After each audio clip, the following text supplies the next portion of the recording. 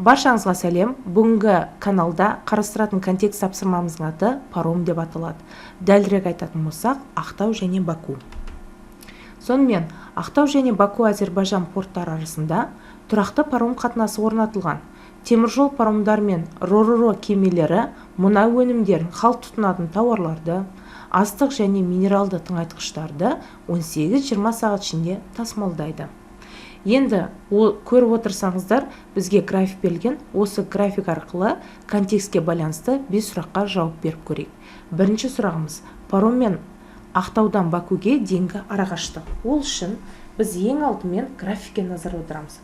Графиктен көріп отырғанымыздай, 0 мен 3 сағат арасында біздің паромымыз үдемелі қозғалыс жасаған, және 3 пен 15-тің арасында бірқалыпты сағат арасында, және 15 пен 18-тің арасында кемел қозғалыс жасаған. Олай болса, жалпы S-ті тауып алу үшін, яғни жүріліп өткен жолды, біз 3 жолды өзара қосады екенбіз, яғни S1, S2 және S3. S1 дегеніміз бізде бірқалыпты емес қозғалыс болғандықтан, бірқалыпсыз қозғалыс кезінде біз жылдамдықтың арифметикалық ортасын уақытқа көбейтетін. Дәл сол формуланы қолдана отырып, мен S1 табым V0 қосылған V1 көбейтемін T1-ге және бөледі екем қаншаға? 2-ге. Орнына апарып қояйық. V0 дегеніміз әрине 0-ден басталғандықтан ол 0-ге тең. Жазып қоя берейін. V0. Келесі V1 дегеніміз бізде 60-ға тең болып тұр. Километрмен қалдыра берем, яғни километр сағат. Және соңғысы T1 дегеніміз бізде 3 сағат бойы үдемелі қозғалыс жасаған екен, 3 сағат, және бөледі екен қаншаға? 2-ге. Олай болса, 0-ді 60-ға көбейтетін болсақ, әрине ол бізде 60-тың өзі болады. 60-ты 3-ге көбейтіп алсақ, немесе 2-ге бөліп алсақ та болады. Сондықтан да 60-ты 3-ге көбейтсек 180, 180-де 2-ге бөлетін болсам, ол тең болады екен менде 90 километр екен. Яғни сағат пен сағат өзара қысқарып кетеді. Келесі S2-міз бізде бірқалыпты қозғалыс. Олай болса, бұл жерде V1 дегеніміз сол V2 екеуі бір-біріне тең, V2 деп ала берейін. V2 көбейтілген T2. Ал V2-міз және V1-міз өзара тең болып тұрғандықтан мына жерде. Сондықтан мен 60-ты алам. 60 км сағатты мен көбейтеді екенмін T2. Қарап отырсаңыздар, 3 пен 15 сағаттың арасында ол бірқалыпты қозғалыс жасаған. Олай болса, бұл жерде аралығы 15-тен 3-ті алса, бізде 12 сағат болады екен. 12 сағат деп жазам, және көбейтіп аламын. 60-ты 12-ге көбейтетін болсақ, әрине білесіздер, бұл бізде қаншаға тең болады екен? 720 километрге тең болады екен. Онда мына бөлікте мен 720 километр деп жазам. Және менде соңғы бөлік қалды, ол S3. Әрине ол кемел қозғалыс, ал кемел қозғалыс ол бірқалыпсыз қозғалысқа тең болғандықтан да жылдамдықтың орташасын алып уақытқа көбейтеміз. Яғни жылдамдықтың орташы бұл жерде соңғы жылдамдығымыз бізде V2, яғни V2 болса, және қосамын V3, ол қайтадан 0-ге тең болады, көбейтемін T3-ге, және бөледі екем қаншаға? 2-ге. V2 менде сәйкесінше 60 км сағат, ал V3-ім әрине қаншаға тең болып тұр? 0 км сағат. Себебі ол қайтадан бастапқы жағдайға келіп отыр. Олай болса, және көбейтем T3 дегеніміз қанша сағат екен?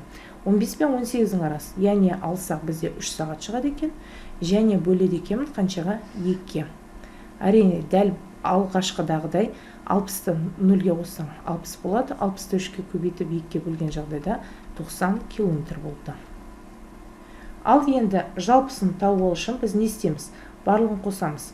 90 қосылған 720 қосылған бізде 900. Сонда бізде шығатыны қосқан кезінде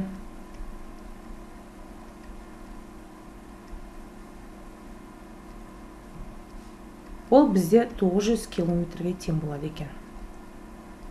Ондай жауап бар әрине, және ол бізде С жауабына сәйкес келеді екен. Келесі сұрағымыз: паромның бірқалыпты қозғалған уақытын тап деді. Паромның бірқалыпты қозғалған уақыты әрине көрініп тұр. Бағана мен айтып өткендей 15 пен 3 сағаттың арасы деді.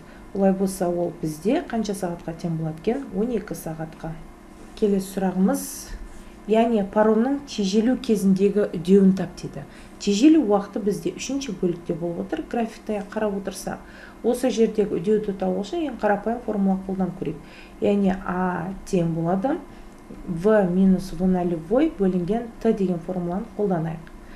Бұл жерде біз әрине метр секунд квадратпен берілсе, олай болса, оны біз километр сағатты метр секундқа әрине айналдырамыз.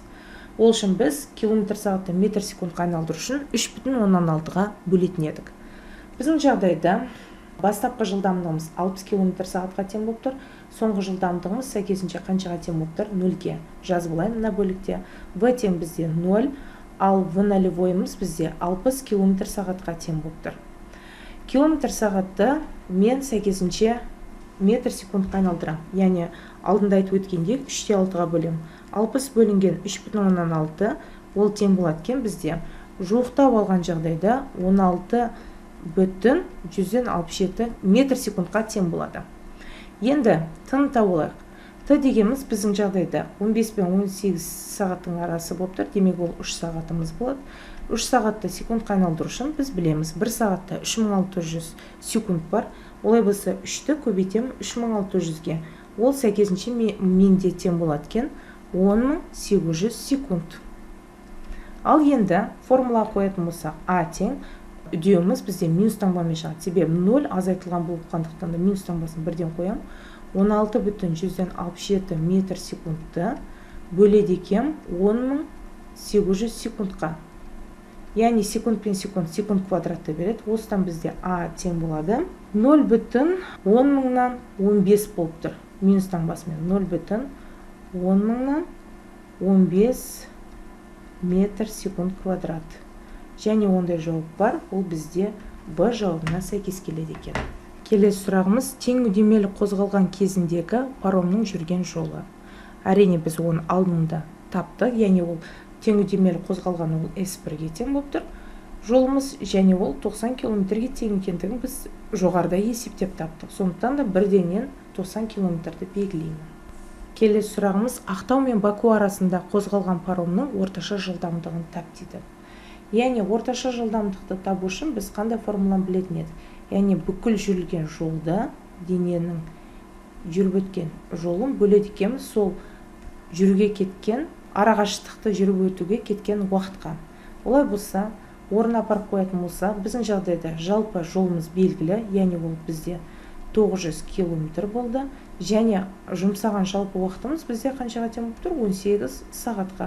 Бөлетін болсақ, яғни 900-ді бөлеміз 18-ге, ол тең болады екен бізде 50 км сағат.